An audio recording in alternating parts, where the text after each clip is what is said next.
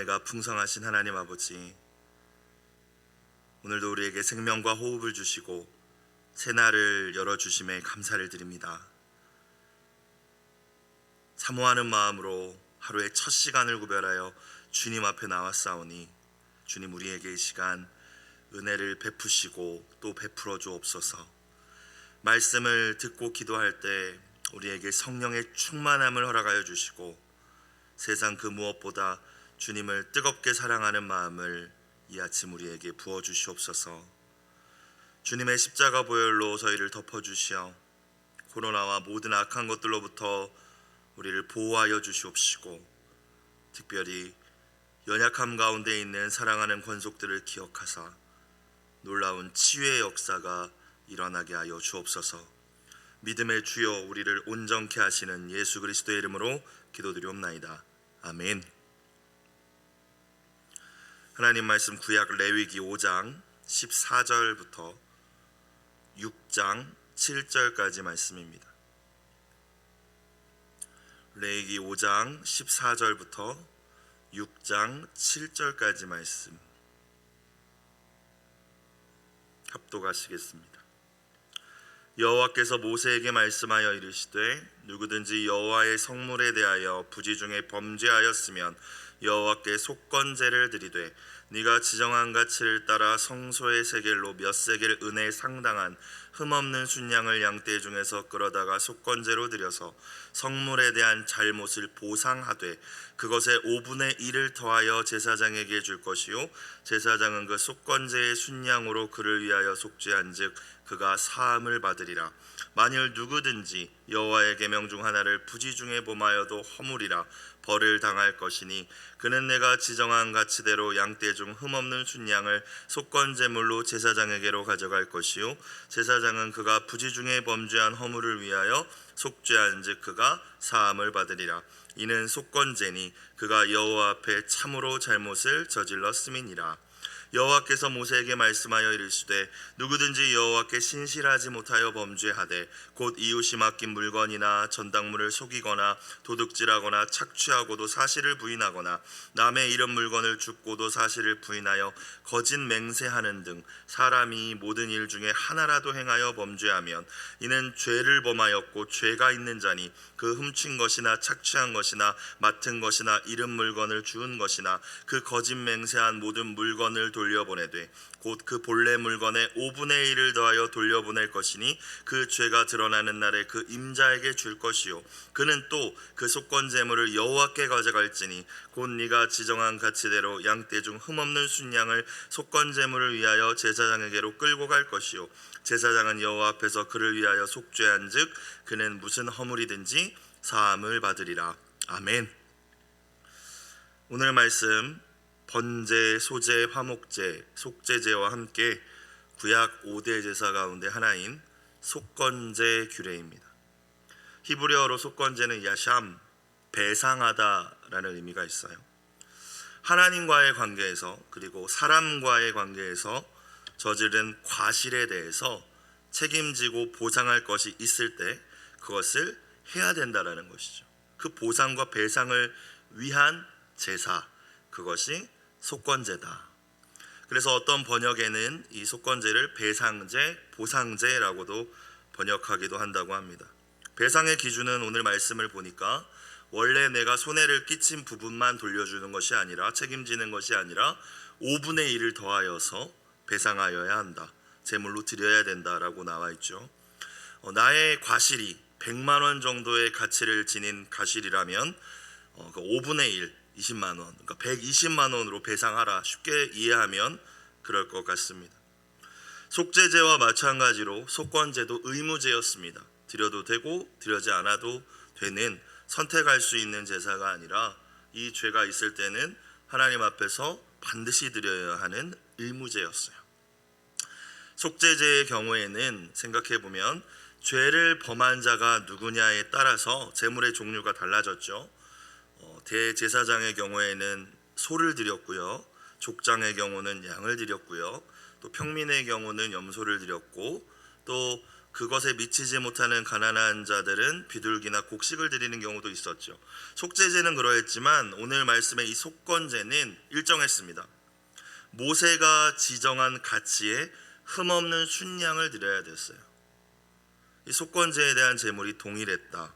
그리고 한 가지 더 우리가 발견할 수 있는 것은 오늘 말씀이 크게 두 부분으로 하나님과의 관계에서 보상해야 될 속건제와 인간관계에서 보상해야 될 속건제에 대한 말씀이지 않습니까? 그런데 그 각각 저지른 과실에 대한 속건제 제물과 또 드리는 방식이 동일하다라는 것을 우리가 발견할 수 있어요. 무엇입니까? 하나님께서 우리에게 무엇을 가르쳐 주고 싶으신 것일까요? 하나님 나라의 거룩한 백성의 삶은 하나님과의 관계 중요하지만 그것뿐만이 아니라 이웃 간의 관계 역시 동일하게 중요하다라는 것이죠.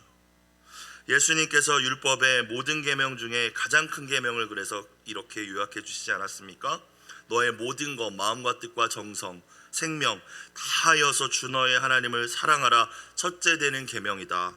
둘째는 이와 같으니, 내용이 같다라는 뜻이 아니죠. 중요성이 같으니, 하나님께서 생각하시는 중요성, 가치가 같으니 너의 이웃을 너의 몸과 같이 사랑하라. 우리가 속건제를 통하여서 먼저 그래서 생각해야 하는 것은 하나님 관계, 이웃 간의 관계. 하나님께서는 우리가 하나님 백성으로 살면서 이 모든 것들을 균형 잡기 원하신다. 다 중요하게 여기고 잘 관계 맺기 원하신다라는 거예요. 속건제는 또한 다른 제사들과 달리 이런 제물의 피를 어디 뿌리거나 이렇게 쏟았다는 내용이 없습니다. 피는 정결하게 하는 것을 상징하잖아요. 그 이유는 이 속건제는 앞서 말씀드렸듯이 목적이 빚을 갚는 것, 책임을 지는 것에 있었기 때문에 이런 과정이 특별히 없었다라고 해요. 그래서 말씀을 보시면 특별히 성소의 세겔이라는 표현들이 나오고 이 재물, 갚아야 되는 이 값에 표현하는 것에 있어서 비중을 두고 있음을 우리가 알 수 있습니다. 그러나 어찌되었건 다른 구약의 제사와 마찬가지로 십자가 은혜 안에 있는 저와 여러분들은 더 이상 이런 방식으로 속건제를 드릴 의무가 없죠.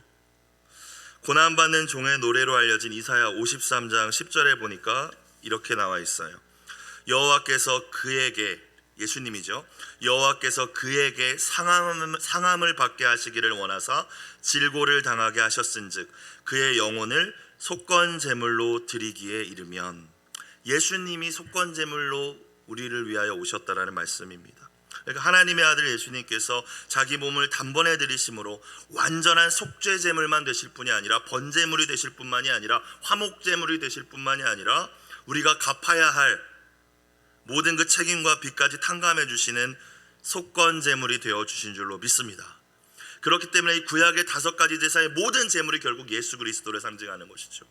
그러니까 우리는 얼마나 큰 은혜를 받았는지 이 레위기 말씀을 읽으시면서 아유 또 지겨운 레위기네, 성경 통독하기 어렵네, 이게 아니라 이만큼 큰 은혜를 우리가 받았구나, 이 모든 제사와 제물이 예수님으로 해결되었구나, 십자가로 해결되었구나, 그렇게 은혜를 묵상하실 수 있으시길 주의 이름으로 축복합니다. 자, 그런데 저와 여러분이 이 속건제를 드릴 의무는 없지만 이 말씀을 우리에게 주신 이유가 있겠죠.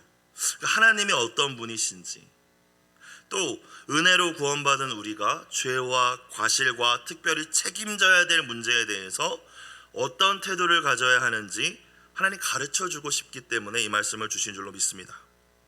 하나님께서는 우리가 민감하게 잘못을 뉘우치는 수준에서 멈추는 것을 원하지 않으신다는 거죠. 뉘우치는 것뿐만이 아니라 내가 하나님과 교회 공동체와 또는 이웃에게 무언가 피해를 끼친 일, 내가 갚아야 할 일이 있다면 나 하나님한테 다 회개했어, 사과가 뭐가 필요해, 하나님한테 회개해서 다 해결됐어, 그런 자세는 크리스찬의 자세가, 하나님의 자녀의 자세가 아니라는 것이죠. 하나님 앞에서 뉘우쳤다면 이제는 최선을 다하여서 성심껏 책임을 지는 자세, 하나님 우리에게 그걸 원하신다라는 거예요. 특별히 관계에 있어서 분명히 사과와 용서가 필요한 관계인데 하나님하고 해결했으니까 됐다, 여러분 그렇습니까? 절대 그렇지 않습니다. 우리가 진짜 이 속건제의 의미를 깨닫고 예수님께서 나를 위하여 속건제물로 십자가에 돌아가신다는 것을, 그 은혜를 진짜 깨닫는 사람이라면 어떤 반응을 보여야 될까요? 저는 삭개오가 생각이 났어요. 사실 삭개오가 그렇게 하지 않아도 되거든요. 예수님이 의무를 부과하시거나 야, 너 이 도둑놈 같은 자식아, 너 속건제 엄청 많이 드려야 돼, 그런 말씀 안 하셨거든요. 근데 삭개오가 뭐라고 스스로 고백해요? 주님, 제 재산의 절반을 가난한 자들에게 줄 거고요, 제가 속여서 빼앗은 것이 있다면 4배로 갚겠습니다 그래요. 여러분, 속건제는 사실 20%만 더 돌려주면 되는데 4배인 경우는 재판을 치러서 그가 확실한 범죄자인 것이 결정되었을 경우, 정죄받을 사람이라는 게 정해졌을 경우, 그때 4배를 갚아야 됐어요. 5배를 갚아야 됐어요. 삭개오는 스스로 그랬던 거예요. 난 죄인입니다. 난 이미 심판받아 마땅한 죄인입니다 주님. 여러분, 죄를 돌이키며 후회하고 뉘우치는 것에서 나아가 하나님께서, 성령님께서 우리 심령에 용서해, 사과해, 갚을 것은 갚아, 처리해야 될 것은 책임져 라고 말씀 들려주실 때 용기를 내어서 순종할 수 있는 저와 여러분이 되시길 주의 이름으로 축복합니다. 자, 말씀을 좀 자세히 들여다볼게요. 첫 번째 15절 16절을 보면 여호와의 성물에 대해서 범죄했을 때 속건제 규정이죠. 누구든지 여호와의 성물에 대하여 부지 중에 범죄하였으면 여호와께 속건제를 드리되 내가 지정한 가치를 따라, 모세가 정해놓은 가치를 따라 성소의 세겔로 몇 세겔 은에 상당한 흠없는 순양을 양떼 중에서 끌어다가 속건제로 드려서 성물에 대한 잘못을 보상하되 그것의 5분의 1을 더하여 제사장에게 줄 것이요, 제사장은 그 속건제 순양으로 그를 위하여 속죄한즉 그가 사함을 받으리라. 여호와의 성물에 대하여 부지 중에 범죄하였으면, 성물, 구별하여 여호와 하나님께 바친 모든 예물을 의미하는데 성소에 있었던 비품들, 언약궤라든지 떡상이라든지 진설병 이런 것들 있지 않습니까? 또 제사장들만 건드리고 막 또 취급할 수 있었던 것들, 또 음식들, 이런 것들이 성물이겠죠. 한 가지 의미가 더 있다면 백성들이 하나님 앞에 바치고 드려야 했던 헌물, 우리말로 하면 헌금, 이런 의미도 있습니다. 이게 다 성물이라는 거예요. 하나님을 위하여서만 사용되어져야 될 이 성물이 사사로이 사용되거나 개인적 목적으로 사용되거나 또 마땅히 하나님께 드려야 될 봉헌물이 온전히 드려지지 않을 경우, 그것은 하나님의 소유를 침범한 죄라고 하나님께서 말씀하신 거예요. 물론 다 하나님 거죠. 그런데 특별히 구별되어 있는 거, 이건 진짜 내 거야, 그것을 부지 중에 깜빡하고 실수로, 여러분, 우리가 속죄제, 속건제를 보시면서 기억해야 될 것은 일부러 지은 죄는 없습니다. 일부러 고의로 지은 죄는 그에 마땅한 처벌이 있었어요. 죽거나 병이 들었죠. 특별히 성물에 대하여서 범죄했을 경우에 구약을 살펴보면 그 자리에서 하나님 죽이시거나 나병이 바라거나 이런 이야기들이 등장을 합니다. 고의로 목적을 가지고 했을 경우에. 그러나 부지 중에 범죄하였으면, 하나님의 성물에 대하여 범죄하였을 때 속건제를 드리면 5분의 1의 값을 더 이렇게 쳐서 드릴 때 하나님께서 용서해 주셨다. 자, 저와 여러분의 삶과 신앙을 좀 이 말씀에 비추어서 돌아보기를 원합니다. 물론 구약의 성물의 개념을 오늘 이 시대에, 은혜의 시대를 살아가는 우리에게 동일하게 적용하는 것은 무리가 있을 거예요. 그러나 생각해보면 오늘날에도 분명히 교회를 위해서, 예배를 위해서, 공동체를 위해서 구별된 성물들이 있죠. 분명하게 개인적인 목적으로 개인의 이익을 위하여서 함부로 사용하면 안 되는 물건들이 있습니다. 여러분, 그냥 교회 차량 한번 생각해 볼까요? 교회 봉고차 아무나 쓰면 되지, 필요하면 갖다 쓸 수 있는 거 아니야? 여러분, 이렇게 생각하십니까? 교회 공동체에서 정해진 규칙과 절차를 따라서 사용해야 되겠죠. 하나님의 것이기 때문에. 그렇죠? 목회자, 사역자도 마찬가지입니다. 개인적인 목적으로 막 쓸 수 있는 것이 아니죠. 하나님께 드려진 것이기 때문에. 또 기름이 채워져 있으면 와, 나 기름 안 채워 넣어도 되겠네, 운이 좋네, 여러분 이렇게 하십니까? 절대 아니죠. 내가 사용했으면 다음번 사용할 사람들이나 또는 교회 공동체를 위해서 내가 더 꽉 채워놔야겠다. 여러분, 이게 속건제의 의미인 거예요. 쉽게 얘기하면. 저와 여러분 정말 그렇게 하고 계십니까? 사실 부끄러운 고백이 하나 있어요. 제가 지금 살고 있는 사택이 이 분리수거를 딱딱딱딱 해놓는 그런 함 같은 거를 만들어 놓지 않았어요. 그래서 개인 쓰레기를 알아서 처리하고 뭐 봉지에 담고 이래야 되는 거예요. 그래서 이제 재활용 쓰레기의 경우는 뭐 흰 봉지, 투명한 봉지 큰 거에다 이제 담아서 묶어서 내놓지 않습니까? 뭐 종량제 봉투는 따로 있다라고 해도. 근데 이것을 슈퍼에서 살 수가 없는 거예요. 구하려고 하니까. 교회 창고에 보니까 있는 거예요. 갈등이 들었어요. 이거 한 장에 몇십 원도 안 할 텐데 이거 그냥 가져가도 되지 않을까? 이거 주문하고 또 사는 데를 알아보려면 귀찮지 않을까? 뭐 그냥 헌금을 더 드리면 되지 뭐. 여러분 이런 생각이 들어오더니 제가 한 몇 개월 동안 그걸 갖다 썼어요. 참 부끄러운 고백을 이 자리에서 하는 거예요. 여러분 그런데 그게 죄인 줄도 몰랐어요. 그게 잘못됐다는 것도 몰랐어요. 여러분 익숙해지니까 계속 그냥 필요할 때마다 갖다 쓰는 거예요. 많으니까. 내가 뭐 한 장 갖다 써도 내가 헌금 좀 더 드리면 되지 뭐. 내가 목사가 좀 갖다 쓴다고 해서 뭐 하나님 뭐라고 하시겠어? 뭐라고 하시더라고요. 성물에 대한 말씀을 읽을 기회가 있어서 읽으면서 묵상하는데 정은천 너 성물에 범죄했다라고 말씀하셨어요. 너 내 것을 도둑질했다 말씀하셨어요. 여러분 얼마나 하나님 앞에 회개했는지 모릅니다. 작건 크건 하나님께 구별된 것, 여러분 그 선이 있어요. 그 경계를 범하지 않을 수 있는, 교회와 공동체와 하나님의 것으로 구별된 것들을 귀하게 여기며 어떤 것이든지 경계를 범하지 않을 수 있는 저와 여러분 되시길 주의 이름으로 축복합니다. 작은 도둑이 큰 도둑 되는 거잖아요, 그렇죠? 참 두려웠던 기억이 있습니다. 하나님 앞에 드려야 되는 봉헌물 생각해 보겠습니다. 사실 이 헌금에 대한 이야기는 목사로서 드리기가 조금 또 무겁기도 하고 받아들이는 분들의 입장에 따라서 믿음의 또 수준에 따라서 다르기 때문에 어려운 주제이긴 하지만 오늘 말씀을 주셨기 때문에 나누어야 될 것 같아요. 여러분 성경은 분명히 처음 거둔 열매와 11조는 내 것이라고, 하나님의 것이라고 말씀하셨습니다. 그럼 어떤 이들은 성경을 가지고 오셔서 구약 규례이지 않느냐, 우리는 은혜의 시대를 살아가는데 그것을 왜 율법적으로 의무로 지키라고 하느냐 반문하시는 분들 참 많이 만났습니다. 맞습니다. 여러분 율법의 의무 아니에요. 우리는 은혜에 있는 자들이죠. 그럼 반대로 생각해 볼까요? 우리가 소나 양을 드리면서 우리의 죄를 씻는 과거 구약 시대가 아닌 은혜의 시대를 살아가고 있다면, 여러분 10의 1조라는 기준이 무의미하다면 그러면 10의 2조, 10의 3조는 못 드리겠습니까? 여러분 그런 고민을 해야 진짜 은혜 안에 있는 사람이지 않겠어요? 10의 1조를 왜 드려야 되냐? 여러분 생각해 보십시오. 그 질문을 왜 하는 것이겠습니까? 내 하나님은 여전히 물질이다 이거예요. 죄송하지만 그렇죠? 우리가 진짜 십자가의 은혜가 무엇인지 안다면, 내가 십자가의 은혜로 말미암아 속죄제도, 속건제도, 번제도, 화목제도 이제 드릴 어떠한 의무도 사라지고 주님 앞에 진짜 자유를 얻었음을 안다면, 나같이 자격 없는 자가, 이스라엘 민족도 아닌 자가, 가치 없는 자가 하나님의 은혜로 구원받았음을 안다면, 여러분 그런 질문 드릴 수 없죠. 하나님 앞에. 그렇죠? 10의 3조를 드리고 싶습니다. 하나님 10의 4조는 안 될까요? 여러분 이 고민이 우리 안에 있어야 될 줄로 믿습니다. 여러분 우리가 그런 생각을 할 수 있어야 된다는 거예요. 11조에 대해서는 한 번도 살면서 고민한 적이 없는데, 저도 이 첫 열매를 드리는 거에서는 갈등이 되었던 적이 있었어요. 제가 전도사 때 성은교회에 있었잖아요. 그때 첫 열매 드렸습니다.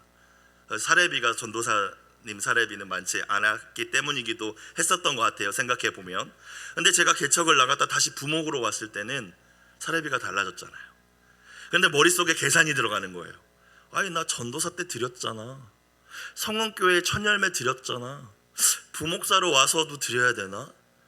이거 개척하면서 지은 빚이 많아서 당장 먹고 살 돈도 없는데 드려야 되나? 갈등이 되기 시작했어요. 아내가 저한테 그거는 그때 드린 거고 지금은 목사로 와서 드린 것에 대해서 감사함으로 드리는 거니까 다르다라고 이야기를 해주더라고요. 저는 계속 고민했어요. 그러다가 하나님께서 저에게 주신 말씀은 첫 열매를 네가 드리고 말고의 문제가 아니라 너의 마음에 나보다 돈을 의지하고 있다 지적해 주셨어요. 바로 회개하고 드렸습니다. 사실 속건제로 드렸어야 되는 거죠. 저 같은 경우에 구약이라면. 그렇죠? 왜? 하나님께 범죄하려 했으니까, 하나님의 것 도둑질하려 했으니까. 만약에 첫 열매가 100만 원이라면 120을 드렸어야 되죠. 근데 그렇게는 하지는 못했어요. 하지만 회개하고 주님 앞에 드릴 것을 드렸습니다. 사랑하는 여러분, 어떠십니까? 참 오늘 부담되는 말씀 주셨죠. 우리 삶과 신앙 속에서 하나님께 구별된 것들에 대해서 여러분 정결하게 살아가고 계십니까? 목사인 저도 아무렇지도 않게 몇십 원 안 되는 쓰레기 봉투라고 가져갔던 것처럼 혹시나 하나님의 성물에 나도 모르게 범죄하고 계시지는 않습니까? 구약시대와는 달리 사실 성도가 가진 모든 것은 하나님의 것입니다. 오늘 매일 성경 해석을 보니까 먹든지 마시든지 무엇을 하든지 하나님의 영광을 위해 사용해야 하는 성물이자 선물이다 라고 나와 있더라고요. 모든 것이 하나님의 것인데 사실 아까 말씀드렸듯이 10분의 1만 하나님의 것이 아니라 나에게 주신 물질과 시간과 재능 모든 것이 하나님의 것인데 주님의 유언과 같이 하나님의 나라와 의를 위해서 영혼 구원과 제자를 세우는 일에 위해서 우리가 얼마나 사용하고 있는지 저부터 먼저 돌아볼 수 있는 이 아침이 되시기를 주님의 이름으로 축복합니다. 두 번째, 여호와의 성물에 관한 이제 속건제 규정이 있고, 두 번째는 계명을 어긴 경우가 있죠. 17절 보겠습니다. 만일 누구든지 여호와의 계명 중 하나를 부지 중에 범하여도 허물이라 벌을 당할 것이니 그는 네가 지정한 가치대로, 모세 보고 말씀하시는 거니까 모세 네가 결정한 가치대로 양떼 중 흠없는 순양을 속건제물로 제사장에게로 가져갈 것이요. 자, 또 이 속건제 드려야 된다고 말씀하십니다. 하나님의 계명을 실수로 부지 중에 알지 못하고 범하였을 때, 행하라 하신 것을 행하지 않고 하지 말라 하신 것을 행했을 때, 먹지 말라 하신 것을 또 먹었을 때, 근데 또 중요한 것은 알지 못하고 범하였을 때예요. 그렇죠? 고의로 드린 것은 처벌을 받아야 됐어요. 속건제를 드려야 했다. 계명에 불순종하는 것은 하나님의 어떤 소유가 아니라 하나님의 주권을 침해한 것이기 때문에 그에 마땅한 보상을 또 드려야 됐다라는 말씀으로 우리가 이해하면 될 것 같습니다. 그런데 속죄제와 차이가 뭐냐? 속죄제도 죄짓고 드린 거 아니냐? 살펴보면 속죄제는 말씀을 다시 여러분 보시면 죄를 내가 깨달았을 때 드렸어요. 그러니까 누가 알려주던가 살다 보다가 나 그때 죄 졌네? 깨달았을 때 드렸는데 오늘 속건제 말씀은 그런 내용이 없죠. 그래서 어떤 주석을 보니까 욥기를 보면 욥이 자녀들이 원래 있었잖아요. 재앙을 만나기 전에 자녀들이 지들끼리 모여서 파티하고 막 맛있는 거 먹고 이랬는데 욥이 한 일이 뭐예요? 다음날 하나님 앞에 나가서 내 자식들이 혹시 하나님한테 범죄했을지 모르니까 하나님 앞에 제물 드립니다. 욥이 이랬어요. 그렇죠? 그러면 이게 속건제의 어떤 성격을 가진 제사라고 해요. 죄가 드러나거나 깨달아지지 않아도 나 요즘 뭔가 하나님하고 좀 이렇게 멀어지지 않았나? 하나님 내가 뭐가 좀 마음에 들지 않으신 게 있지 않을까? 라고 생각하면서 드렸던 거, 이게 속건제라는 거예요. 죄가 깨달아지지 않아도. 그렇게 이해하시면 될 것 같습니다. 마지막 세 번째, 이웃의 재산에 대한 범죄와 속건제의 규정을 볼게요. 자, 6장으로 넘어가셔서 보시면 자 2절 3절만 먼저 보겠습니다. 누구든지 여호와께 신실하지 못하여 범죄하고, 자 이웃과의 관계에서 분명히 나타난 범죄를 다루죠. 그래서 뒤를 보시면 곧 이웃이 만긴 물건이나 전당물을 속이거나 도둑질하거나 착취하고도 사실을 부인하거나 남의 잃은 물건을 줍고도 사실을 부인하여 거짓 맹세하는 등 사람이 이 모든 일 중 하나라도 행하여 범죄하면, 자 이런 이웃 간의 관계에서 일어나는 일을 이야기하는데 2절 전반부에 뭐라고 이야기해요? 여호와께 신실하지 못하여 범죄하되. 여러분 뭘 깨달을 수 있습니까? 이웃에게 신실하지 못한 것은 곧 하나님께 신실하지 못한 것이다. 여러분 내야 될 회비가 있거나 빌린 돈이 있거나 책임져야 될 것이 있으면 그냥 교회니까 뭐 그냥 넘어가 쿨하게 사랑으로 덮어야 되는 거 아니야? 여러분 그렇게 생각하십니까? 여러분 그건 빌려준 사람이 해야 되는 말이에요. 그렇죠? 하나님 앞에 신실하지 못한 것, 이웃에게 신실하지 못한 것 동일하다. 이웃에게 저지르는 범죄, 하나님께서는 나에게 저지르는 것이다 라고 말씀하시죠. 장세기 요셉을 기억하십니까? 보디발 장군의 아내가 요셉을 유혹합니다. 근데 요셉이 뭐라고 해요? 아유, 내가 어떻게 이런 악을 행해서 나를 이렇게 잘해준 보디발 장군님께 제가 죄를 짓겠어요 라고 얘기하지 않아요. 제가 어떻게 이렇게 악을 행하여 하나님께 범죄하리까 라고 얘기합니다. 그렇죠? 이웃 간의 관계에 일어나는 죄인데 하나님 앞에 죄를 짓는 거라는 의식이 요셉에게 있었다는 거예요. 원래 또한 출애굽기 22장 배상에 관한 규례를 보면 앞서 2절 3절에서 등장하는 이런 죄에 대해서 4배 5배를 갚게 되어 있는데, 오늘 말씀은 속건제물로 20%만 5분의 1만 더 드리면 된다라고 나와 있죠. 그러니까 재판이 진행돼서 죄가 확정되기 전에 깨닫고 양심의 가책을 느껴서 내가 잘못했네, 아유 이거 받아주세요, 이렇게 했을 때 가능하다라는 이야기를 하는 겁니다. 그래서 삭개오는 아까 앞서 말씀드렸듯이 그렇게 이야기했던 거예요.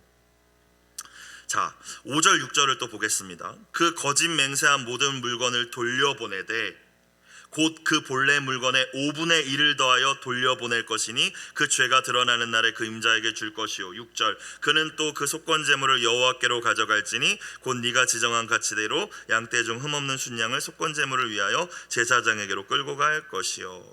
잘 보시면 이웃 간의 관계에 있어서의 속건제는 갚아야 될 그 가치가 더 큽니다. 왜? 5절을 보시면 임자한테 돌려줘야 돼요. 먼저, 그렇죠?